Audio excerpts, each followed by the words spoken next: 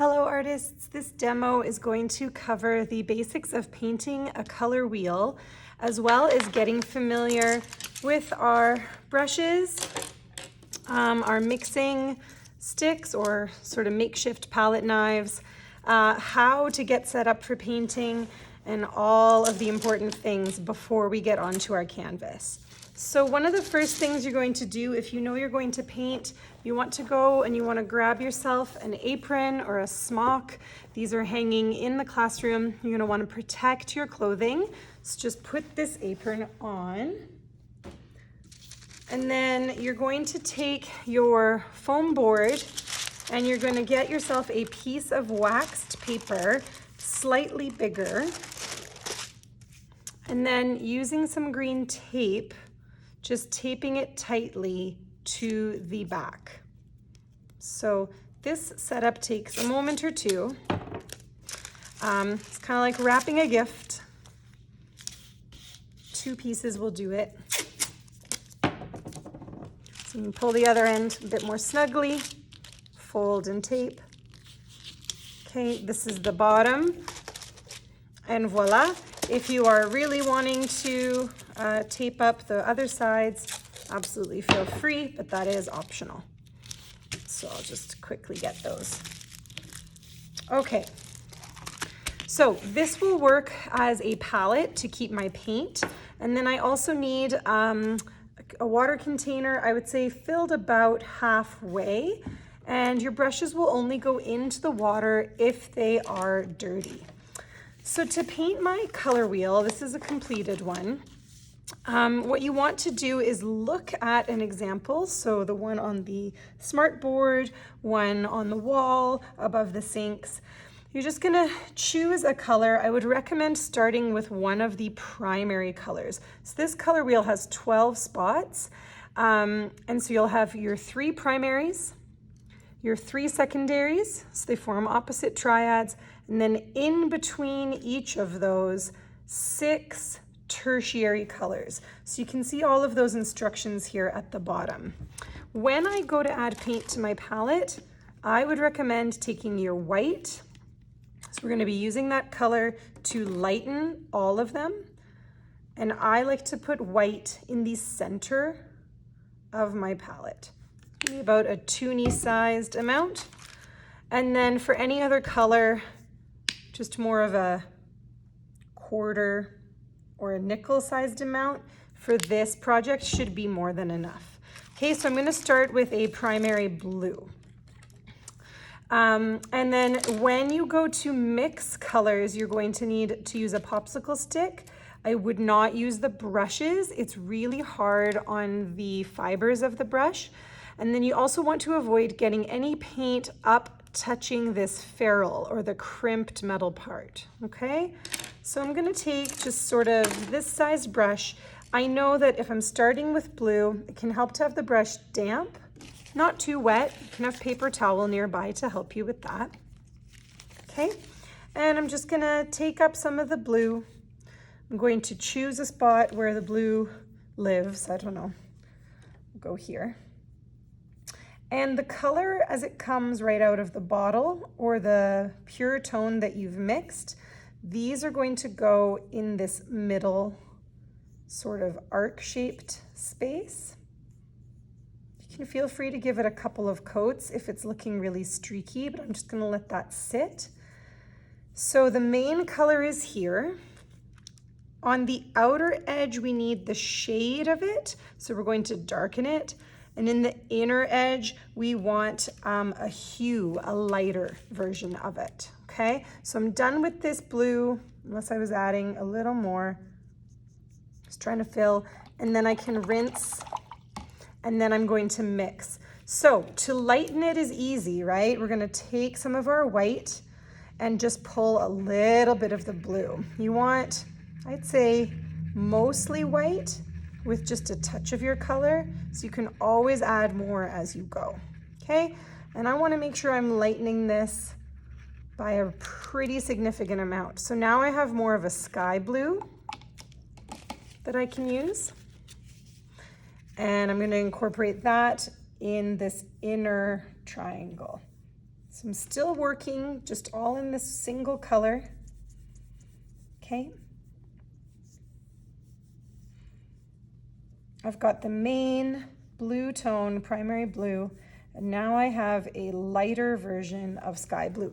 Obviously, the more white you continue to add, the lighter it gets, or you could get right into a blend in your painting. Okay, for this outer edge, we need to take this primary blue, we need to darken or deepen the color.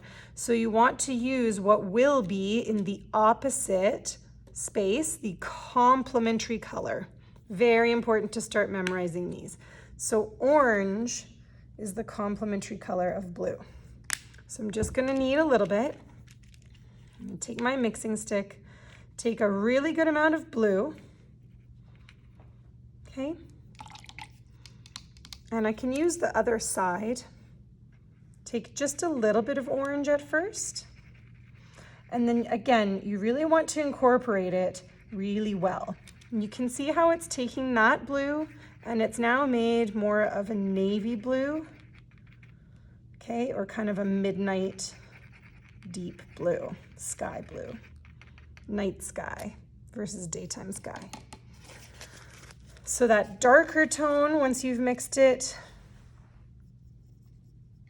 you can now add it on that outer edge. And then you're going to be repeating this process with every single color around. I would say, because now you have the orange, and it's good to start memorizing those complementary colors, that is a good way to work.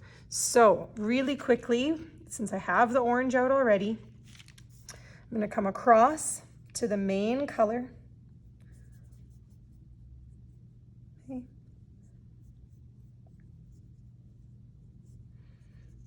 And once I'm happy with that, I'm gonna remind myself that I now need to darken it and lighten it. So again, lightening is easy. You may rinse your mixing stick or take another mixing stick. Actually need a bit more orange paint here, just a moment. Okay. So I'm gonna give myself a very light kind of creamsicle orange.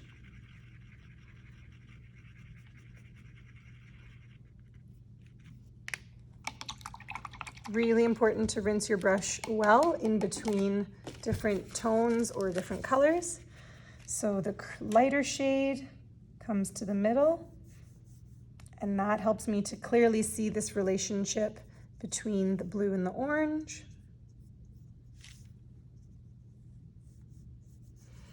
And then the deeper tone is going to make use back to this primary blue. I could use the dark blue here since this already has orange incorporated as well. You'll know as you do it, but again, you mainly want orange and then just a little bit of the complementary color. You can see how dark it already made it. And so this should be more like a, I don't know, not creamsicle, but more like a pumpkin spice. Okay, quite a dark orange. Once I feel good about that, that feels a bit better. Okay, like a pumpkin orange, a burnt orange. It's a very dark version. And obviously there's lots more in between that you could do. That's gonna complete 2 of my 12 colors. So this takes just a little bit of time and patience to mix them. Again, my advice is to work using the main color right out of the bottle first. Then you can lighten it easily using white that you've placed in the center of your palette. Darken it using the complementary, and then move on to a new one. Again, looking at the color wheel to make sure you're placing them in the correct locations. So I won't continue much further, but as an example, if I now were to take green, okay, again, you just need a quarter-sized amount, right? And I can build my green in, going away, skipping a tertiary, okay? Green is a secondary.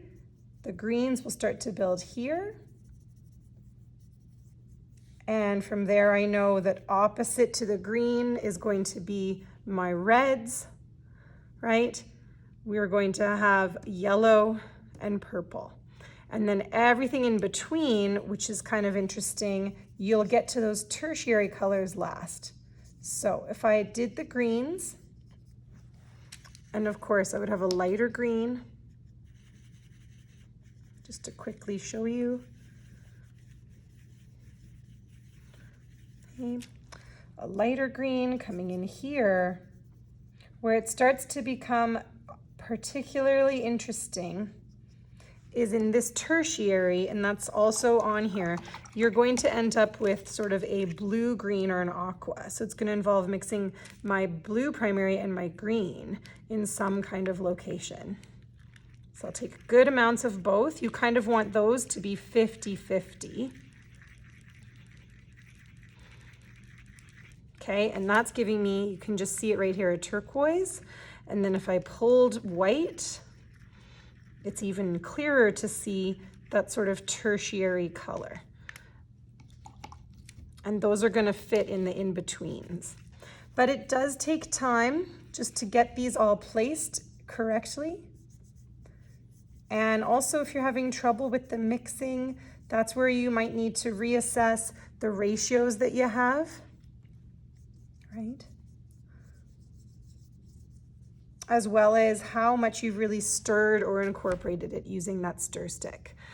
So painting our color wheel goes like so. At the end of your painting time, any of these popsicle sticks, any residual paint can go into the garbage, okay? Along with your wax paper. So it's just nice to do the palettes this way because it makes it so much easier to clean. You would do this right over the garbage can, but voila. You're gonna keep your foam board ready. You're gonna take your water and your brushes to the back sink. And when you're cleaning those, definitely making sure that each brush is cleaned in the palm of your hand in a circular motion using a bit of soap. Once you've rinsed it thoroughly again under running water, make sure there's no paint on the handle, on the ferrule, and then taking our bristles and kind of squeezing out any excess water, if you can see that, and just reshaping them to dry. Good luck and have fun.